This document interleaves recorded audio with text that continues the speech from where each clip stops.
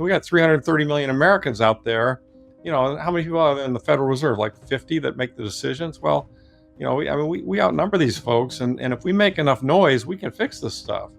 And even if we don't make enough noise, intrinsically, even in the marketplace, it's arguable that Bitcoin alone is going to fix this stuff, because if Bitcoin continues to go up in value, it's just going to suck all the value out of the fiat.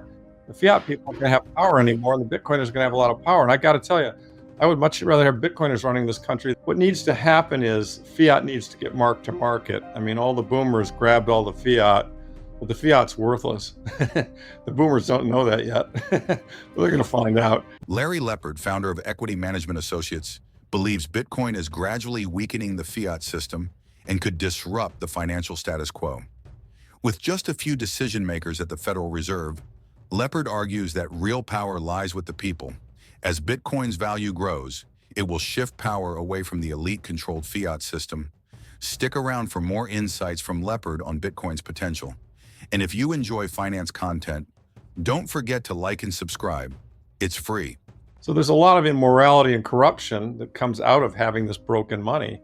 The people who control the money, I mean, it's patently absurd that we have 12 people that can set the price of money. I mean, the price of money is the most important price in any economy, because it drives capital allocation decisions, which then drive the correct productivity, and outputs as a result of, you want to invest in the right things. And so if you distort the price of money, you make malinvestments, and you're wasting money on things that don't make any sense.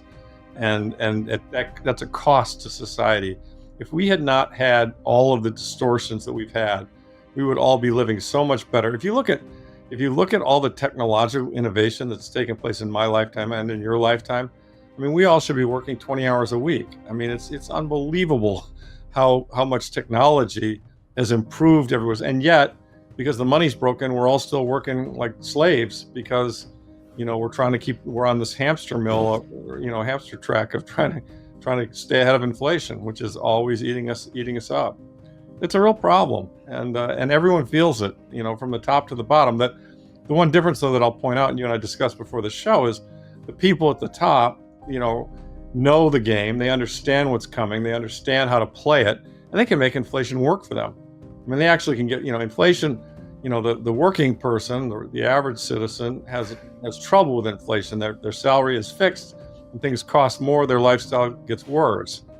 People at the top, they can actually root for inflation because they can borrow cheap, and the inflation pushes up the value of their assets. And that's why the wealth inequality is as it is. The Keynesian economics school and the Federal Reserve and the federal government, I mean, they're all thick as thieves. I mean, they're all in the same, in the same camp. And so, if you're a Fed economist, you get paid, by the Fed, you get big consulting contracts and gigs. You're part of, quote unquote, the system. You get rich appointments afterwards. You can, you sit on board seats, et cetera, et cetera. I mean, Larry Summers, who was the president of Harvard University as an economics professor there, he made $20 million in consulting fees, consulting to Wall Street, when he was Secretary of the Treasury. I mean, before he was after he was Secretary of the Treasury. So, I mean, the point is that there's a kind of a system of bribes and corruption. I mean, how do these people go to Congress making $200,000 a year and end up worth millions? I mean, it's because they get things from other parties that are self-interested and that pay them to bend the policies and the rules in their favor. And so, the Fed has just totally dominated the economics discussion, and they've tried to make anyone. I mean, the Austrian model perfectly explains and predicts what's happened to our economy since the founding of this country. And the book takes you through that if you're willing to wade through. There are two chapters that some people have told me they're kind of the rough sledding, because I really dig into the history. I started in 1789. I take you through all the financial developments up to the present day. And if you look at it, the Austrian model could have predicted it and explains all of it. And the Keynesian model is wrong and doesn't predict any of it and doesn't explain all of it or any of it. And it's almost laughable how bad they are. And I've got tons and tons of examples in the book. And yet they continue in power.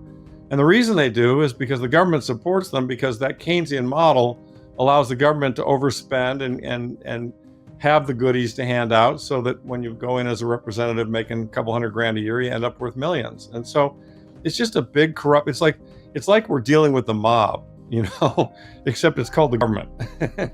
And you know what? We don't have to put up with it. We just don't have to put up with it. But we can't be stupid about this because, the mob promises certain people certain things, and that buys a vote, and the vote might be, it's amazing how little people can get bought off with, right? I mean, okay, send me a $2,000 stimmy check and I'll vote for you.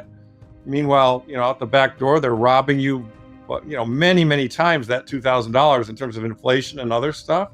And yet you'll be bought off by that check. It's ridiculous, right? Absolutely. So people need to understand what's really happening. That's the problem. I think that the average person, I don't know, take an average. I have my teeth cleaned the other. Take my dental hygienist, right? She does fine. She's really good at cleaning teeth, right? She was bitching about how everything is very, very expensive. I get it. I could completely relate. I tried to orange pill her, but the point is, her view was she doesn't think about these things. This just isn't. It's not her area of expertise. She's not interested in it. She's interested in her kids and her family, and she goes to work and she does her job and she comes home, but she knows her groceries cost more and she doesn't know why. And so maybe she turns on the TV and somebody, Bernie Sanders says it's greedy corporations. Well, no, that's not really what it is. There's a bigger issue. And it's a little complex because these people who've done this to us, they're sophisticated. They wear nice clothes. I was just watching Jay Powell this afternoon, and, if you didn't know better, you would think, gosh, look at this thoughtful, intelligent man describing to me what he's doing with monetary policy that makes a ton of sense. Okay. That's what, if I were a dental hygienist looking at it, that's the image that he would be projecting, right? If you're Larry looking at that, you're going, you're a fucking idiot. You don't know what you're doing. You've lied to us here and you've lied to us for years and we know it. So, but I know that because I understand where the bones are buried and because I've been watching the system and studying it for years. And so I'm trying to give that knowledge to that dental hygienist so that she will say the next time some sound money candidate comes around and says, we need to shut down the Federal Reserve because we do. I'm going to vote for that person because I think the Federal Reserve is causing a lot of my problems. And I think the odds, the number of people in the United States who understand that today, it's very low, sadly. Bitcoin is set to benefit from $612 billion in new liquidity in Q1 2025, according to BitMEX co-founder Arthur Hayes. Despite concerns over delayed pro-crypto regulations under the incoming Trump administration and a recent dip below $100,000, Hayes predicts this influx of liquidity could fuel a rally, potentially driving Bitcoin to new highs. While some expect a correction by March, the overall outlook remains bullish, with Bitcoin potentially reaching $150,000 to $200,000 by late 2025. Now back to Larry Lepard for more insights. And I think that what people are missing, and I talk about this in the book too, all the crypto noise, sadly, it's just, I hate it. It's just, Dogecoin, SBF, all that crap is just so annoying and distracting because it's just total horseshit. And it detracts from the one pure signal technological innovation here that these guys figured out, or this person. I tend to think it's guys. I think Adam's one of them, by the way. but you probably do too. They created immutable digital scarcity. And guess what? At first glance, you say, oh, so what? Who cares? Well, when it comes to money, that's a big deal. That's a really, really big deal. And, I don't know. Before Google existed, did anyone even know what the concept of a search engine was? The internet didn't exist. Google didn't exist. But now, it's part of everybody's daily life. Everybody uses it. Everybody needs to use it. It's a network, Same idea. It's a new innovation that, is going to completely change the world. And, my advice to people is ignore it at your own peril. I've been interacting with some people on Twitter, people I respect, very smart investors, macro people, and they think it's a bubble. And I just say, guys, you're not looking at don't let the crypto noise distract you. Think about what this technology really is, and then ask yourself, okay, you're now aware of it, so you don't have an excuse. I mean, there'll be people who aren't aware of it today. When it's worth $1 million a coin, they'll say, oh shit, I didn't know about that. I'm really sorry I didn't. Okay, fine. But these are true, legitimate professional investors who are aware of it. And I said, how are you going to feel when it's $1 million a coin? Because it's going there. And then again, how are you going to feel when it's $10 million a coin? Because it's going there too.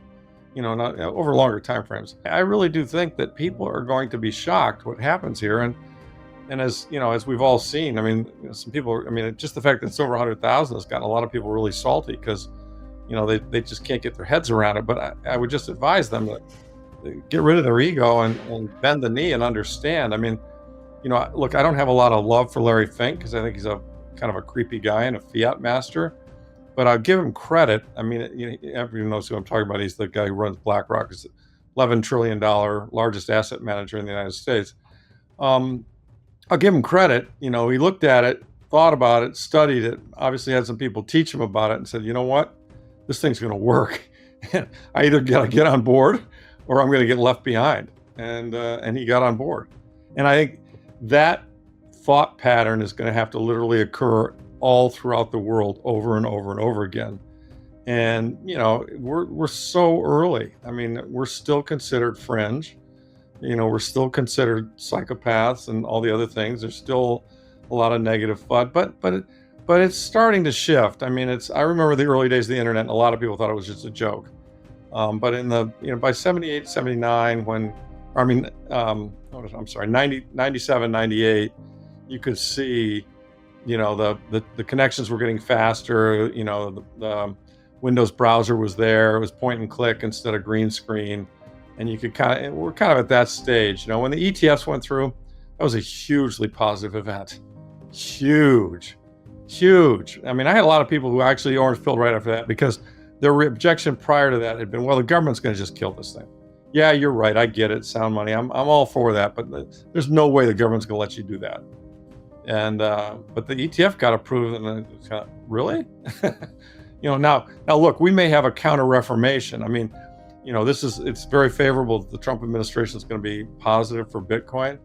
But if in 4 years we have a blue wave, they may come back and try and 6102 us or do a lot of other things, which is why, self-custody and so forth is important. But,